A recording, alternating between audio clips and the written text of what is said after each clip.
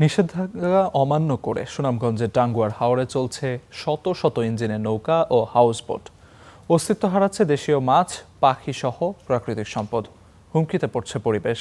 হাওর রক্ষায় দ্রুত কার্যকর পদক্ষেপের দাবি স্থানীয়দের।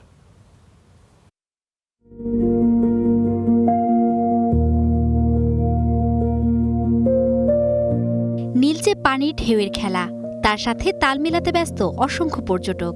হারাচ্ছেন হাওরের বিশালতার মাঝে, ঘুরছেন হাউসবোটে।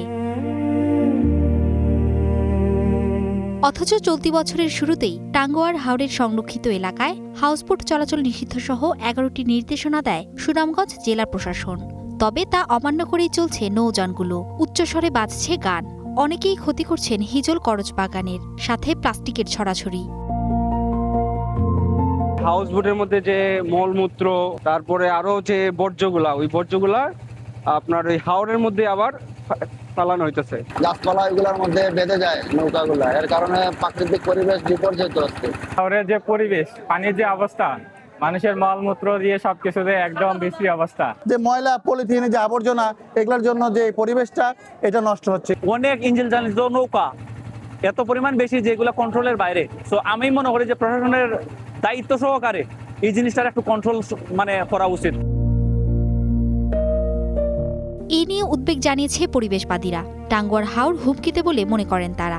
আগামী কয়েক বছরের মধ্যে উজাড় হবে প্রকৃতি, পরিবেশ এবং জীববৈচিত্র্য, এবং বন্ধ হয়ে যাবে পর্যটকদের কোলাহল।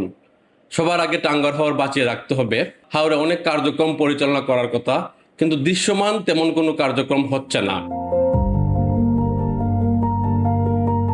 নির্দেশনা লঙ্ঘন করলেই আইনি ব্যবস্থার কথা জানান জেলা প্রশাসক। টাঙ্গুয়ার হাওরের যে কোর জোন, সেই কোর জোন সংরক্ষণ করার জন্য বা সেখানকার পরিবেশ যে বৈচিত্র্য টিকিয়ে রাখার জন্য আমরা এই টাঙ্গুয়ার হাওর রক্ষা কার্যক্রম অব্যাহত রেখেছি।